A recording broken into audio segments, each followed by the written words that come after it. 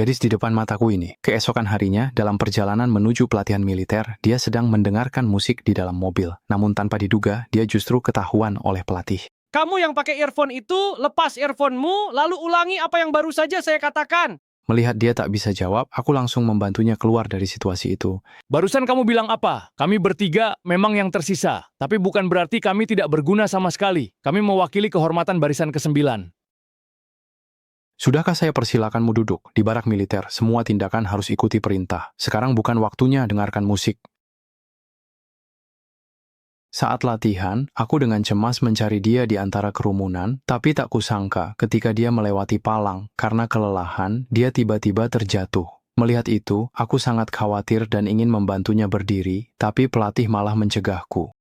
Jangan bantu dia, biarkan dia bangkit sendiri. Setelah itu, aku pun memperhatikan kalungnya yang terjatuh, lalu buru-buru maju untuk memungutkannya.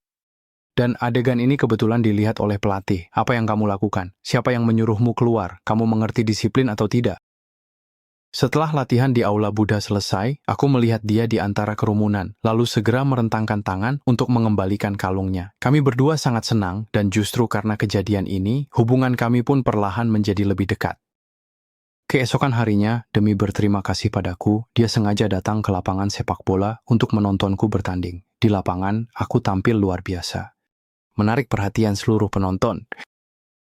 Mahasiswa baru itu takut kita terlalu bersemangat mendekati para cewek, ya? Tiba-tiba, tanpa sengaja aku menoleh ke belakang. Begitu menyadari kehadirannya, aku langsung dipenuhi semangat. Di lapangan, aku berlari kencang, lalu seorang rekan setim mengoper bola padaku. Awalnya aku ingin mencetak gol kemenangan dengan tendangan salto, tapi tanpa diduga bola itu malah tepat mengenai dirinya. Juju, kamu nggak apa-apa. Kan? Melihat dia pingsan, aku langsung bergegas mendekat untuk memeriksa keadaannya. Dia kemudian dikirim ke klinik sekolah oleh orang lain dan hatiku dipenuhi rasa bersalah dan menyalahkan diri sendiri. Anda Memegang. ambillah. Zhao berkata dia ingin mengucapkan terima kasih atas kalungnya. Oh, sudahlah, jangan bahas itu. Ayo kita ke kelas. Lalu aku menangkap teman sekamar gadis itu. Saya mengetahui bahwa nama gadis itu adalah Jojo dan kelasnya berada di seberang asrama putra kami. Jadi keesokan harinya saya pergi ke kelas Jojo untuk membantunya mendaftar di kelas dan menyampaikan permintaan maaf saya. Mingguan. Tiba, Kamu adalah Jojo. Jojo pergi ke klinik sekolah. Saya berasal dari jurusan Juijonglu. Kalian tidak perlu ikut kelas jurusan kalian sendiri. Menurut saya mata kuliah jurusan kami tidak berguna. Mungkin mata kuliah jurusan kami berguna. Mungkin Jojo merasa itu berguna, meskipun saya juga merasa tidak terlalu berguna. Setelah kelas selesai, saya dan teman sekamar pergi ke kantin, dan salah satu teman sekamar yang jeli tiba-tiba melihat Jojo juga ada di sana, Chiu Fei. Melihat kejadian itu, saya segera mencari alasan untuk menyuruh mereka pergi agar bisa berdua saja dengan Jojo. Saya datang ke jendela kantin dan membelikan 2 botol susu untuk Jojo. Ini untukmu. Ini keras banget ya. Terima kasih. Kepalamu masih pusing nggak? Maaf ya soal itu, aku main bola terlalu jelek, tapi aku sudah merekam ini untukmu. Pelajaran yang kamu lewatkan, kita jadi ngobrol begini saja, di kantin yang ramai ini. Berbagai suara bising saling bersilangan, namun pandangan Jojo justru tertarik pada kameraku. Dia meraih kameraku dengan penuh minat dan mulai memainkannya, bahkan dia mengarahkan kamera ke arahku dan memotretku. Saya pikir saya berhasil mengkliknya.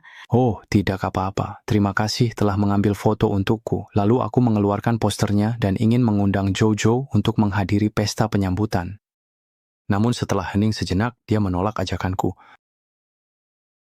Saya tidak punya kesempatan karena terlalu banyak pekerjaan rumah. Saya tidak akan pergi. Saya harus kembali ke kelas untuk belajar. Baik, terima kasih.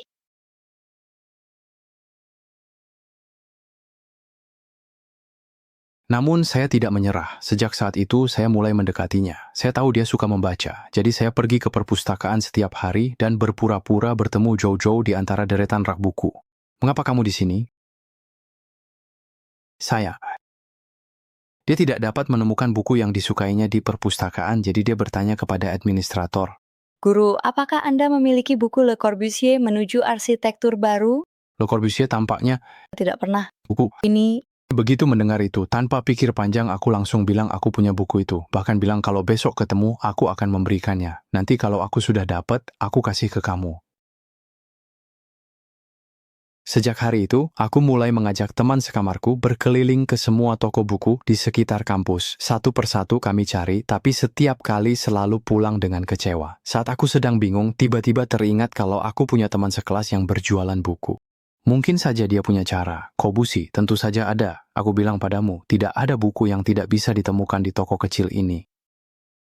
Bos, tambah 10 cumi-cumi lagi. Tapi sebelum aku senang, dia tiba-tiba berkata, buku ini hanya ada versi Inggris, versi Mandarinnya belum pernah terbit. Mendengar itu, aku langsung mengernyitkan dahi. Tapi demi menepati janjiku, aku menepuk paha dan memutuskan menerjemahkan buku itu ke Mandarin sendiri. Hari-hari berikutnya, lampu meja di asrama sering menyala sampai dini hari, deretan kata-kata Inggris yang rapat menari di depan mataku. Tapi setiap kali membayangkan betapa terkejutnya Jojo saat menerima buku itu, semangatku langsung membara. Akhirnya, pada suatu malam, aku berhasil menyelesaikannya. Aku mengajak Jojo keluar untuk jogging, tapi belum jauh berlari, Jojo sudah terengah-engah, membungkuk sambil melambaikan tangan. Aku sudah nggak kuat lari lagi, haus banget. Mendengar dia bilang haus, aku pun mengeluarkan sekaleng bir dan menyerahkannya padanya. Kamu nggak apa-apa. Kami pun berjalan-jalan tanpa tujuan di jalanan, dan saat itulah Jojo perlahan mulai bercerita tentang ayahnya. Ayahku adalah seorang pelaut. Sebagian besar waktunya dihabiskan mengarungi lautan. Waktu kecil, aku selalu menantikan dia pulang. Setiap kali dia pulang, dia selalu membawakan banyak sekali kerang untukku, tapi kemudian orang tuaku bercerai. Kami pun membuang semua barang milik ayahku dan ini adalah satu-satunya yang diam-diam kusimpan. Aku hanya diam-diam mendengarkan di sampingnya, dan tanpa sadar hatiku dipenuhi rasa iba. Sekarang aku tahu, kalau lain kali kerangmu jatuh lagi, aku pasti akan membantumu memungutnya. Sebelum kami menyadarinya, hari sudah mulai gelap. Jojo melihat jam tangannya dan mendapati bahwa sudah lewat tengah malam dan pintu asrama terkunci. Kemudian saya membawanya ke sebuah hotel kecil di dekat sekolah dan bersiap untuk memesankannya kamar seharga 100 yuan. Kartu identitas. Itu kartu identitas teman sekelasku. Aku tidak membawa apa-apa. Kalau begitu, bolehkah aku pakai kartu IC langganan bulanan? Baiklah, kamar 203. Setelah selesai memesan kamar, aku memberikan kartu kamar kepadanya. Lalu aku bersiap untuk pergi. Namun saat itu Jojo memanggilku dan berkata, tunggu sebentar. Ternyata Jojo takut tinggal sendiri, jadi saya pesan kamar lain di sebelah untuk menemaninya. Setelah kembali ke kamar, telepon tiba-tiba berdering. Jojo yang menelepon. Halo. Bisakah kau mendengarku? Kalau begitu, kemarilah dan dengarkan lagi. Kami bersama malam itu, dan saat itu aku merasa seluruh dunia menjadi cerah. Aku diam-diam bersumpah dalam hatiku bahwa aku harus melindunginya dengan baik. Hari-hari berlalu perlahan seperti aliran sungai, kami tenggelam dalam manisnya cinta, Jojo. Namun tak lama kemudian, hari-hari yang tenang itu tiba-tiba terganggu. Mantan pacarku tiba-tiba muncul di dalam asrama. Aku buru-buru menariknya pergi, takut orang lain salah paham. Agar suasana tidak terlalu canggung, aku membawanya ke kantin untuk makan, berniat menjelaskan semuanya dengan jelas. Tak disangka, adegan itu justru dilihat oleh Jojo yang bersembunyi di pojok tembok. Setelah itu, di kolam renang, Jojo menceritakan apa yang ia lihat hari itu. Apakah ini yang awalnya Anda ajarkan kepadanya? Ya, siapa itu? Dia adalah teman sekelas perempuan yang pergi ke asramamu untuk mencarimu. Tanpamu, aku tidak akan menjadi orang pertama yang belajar. Kamu tidak dapat meninggalkanku sendirian, kapanpun. Baiklah, jadi aku setuju untuk tinggal bersama Jojo selamanya. Dan sejak itu, aku tidak pernah mencari mantan pacarku lagi. Menjelang malam Natal, suasana meriah memenuhi kampus. Aku dan Jojo sudah janjian untuk menonton pesta Natal bersama, dan aku sudah menunggu di bawah asrama sejak awal. Namun, tiba-tiba mantan pacarku muncul, wajahnya penuh memar dan lebam. Penampilannya sangat berantakan. Melihat itu, hatiku langsung terasa sesak. Aku buru-buru mendekat dan bertanya, siapa yang memukulmu? Jangan-jangan... Kyufei, kalau saja dulu yang bersamaku itu kamu, tidak akan ada yang berani memukulku. Kamu ajak aku untuk mencarinya, dan kebetulan aku juga melihat Shoujo ada di dekat situ. Jadi aku buru-buru mendekat untuk menjelaskan padanya. Sekarang dia sedang ada masalah, aku harus membantunya dulu. Kamu tunggu aku di sini, nanti aku akan menemuimu. Aku akan kembali dan menjelaskan padamu. Dia melihatku pergi terburu-buru bersama mantan pacarku dan hatinya langsung terasa hancur. Saat dia akhirnya sampai, dia hanya melihatku keluar dengan tubuh penuh luka, berjalan terpincang-pincang. Setelah aku terjatuh ke tanah, aku menasihati mantan pacarku untuk pergi dan orang itu setuju padaku. Dia sudah meninggalkan orang itu. Baiklah, dan ketika Jojo melihat adegan itu, dia benar-benar putus asa terhadapku. Matanya memerah, dia berjalan ke arahku, melepas topi yang pernah kuberikan padanya, lalu melemparkannya dengan keras ke tanah, kemudian berbalik dan pergi. Itu juga menandai berakhirnya hubungan kita. Setelah hari itu berlalu, tiba-tiba sekolah terasa sangat besar. Kami ternyata tidak pernah bertemu lagi. Aku berdiam diri di asrama, belajar keras sepanjang malam. Melihat keluar jendela, langit tiba-tiba menjadi terang. Rasanya seperti masa muda kita. Tiba-tiba saja sudah berakhir. Setelah itu, aku tidak bisa menemukan Jojo dimanapun. Lalu aku mencari teman sekelas untuk bertanya, tapi kami baru bicara beberapa kata, sudah terjadi pertengkaran. Saat saling dorong, sebuah buku dilemparnya keluar jendela dan kebetulan mengenai guru yang sedang lewat.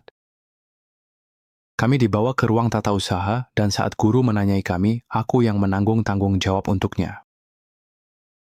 Mau menunggu sampai aku pulang kerja ya? Diam saja semua. Saat mata Pak Wang terkena lemparan, kalian berdua serempak menjulurkan kepala keluar jendela.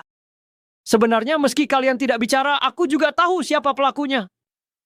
Kalau dibandingkan dengan zaman dulu, kamu sekarang sudah pasti dikeluarkan. Untung saja kondisi Pak Wang baik-baik saja. Kalau matanya Pak Wang sedikit lebih besar saja, pasti sudah buta gara-gara kalian. Apakah kamu yang melemparnya? Dari ekspresinya, pasti kamu yang melemparnya. Tidak masalah jika kau tidak memberitahuku. Aku akan menelepon polisi dan kau akan mengatakan pada mereka bahwa itu aku. Akhirnya saya dikeluarkan dari sekolah. Ketika Jojo mendengar berita itu, air matanya mengalir dan dia bergegas untuk mencoba menjaga Qiu Fei. Tipuan. Kamu benar-benar pembohong. Ya, saya memang pembohong. Sebenarnya aku sama sekali tidak ingin belajar jurusan kita ini, atau pergi ke perpustakaan belajar bersamamu. Semua itu murni karena aku ingin bersamamu. Di waktu lainnya, aku hanya menerjemahkan ini. Sekarang terjemahannya sudah selesai. Masa kuliahku juga sudah berakhir. Tanpa ijazah, tanpa latar belakang, menurutmu kamu bisa melakukan apa? Aku masih bisa jadi fotografer. Ayo, mari kita ambil satu foto. Kamu cuma main-main dengan kamera ayahmu saja, tidak punya pengetahuan profesional. Dengan modal apa kamu jadi fotografer? Aku tahu sekarang aku tidak punya apa-apa. Karena tidak bisa memberinya kehidupan yang bahagia, maka aku pun dengan tegas menolaknya. Aku menyeret koperku, melangkah pergi dari kampus sambil terus menoleh ke belakang. Sejak hari itu, kami tidak pernah lagi saling menghubungi. Waktu berlalu begitu cepat, bertahun-tahun telah lewat, aku mulai menonjol di dunia fotografi berkat gaya fotografiku yang unik. Jojo secara kebetulan melihat karyaku di sebuah pameran fotografi. Pemandangan yang familiar dan kenangan lama seketika membanjiri hatinya. Ia tak bisa menahan gejolak emosinya. Namanya Jojo. Saat kuliah, ia belajar siang dan malam tanpa henti. Orang yang ingin menjadi arsitek hebat, itu adalah dia. Lalu untuk pertama kalinya, aku punya keinginan untuk menjadi fotografer profesional. Di pangkalan fotografi di padang rumput, Jojo melihatku sedang fokus memotret matahari terbenam. Sinar matahari menyinari tubuhku, membentuk siluet yang sudah dikenalnya. Jojo perlahan berjalan mendekat. Cahaya senja memancar di atas padang rumput, kami saling berpelukan erat, seolah waktu kembali ke masa-masa indah dan polos di kampus dulu. Kali ini, kami tidak akan pernah melepaskan tangan satu sama lain lagi.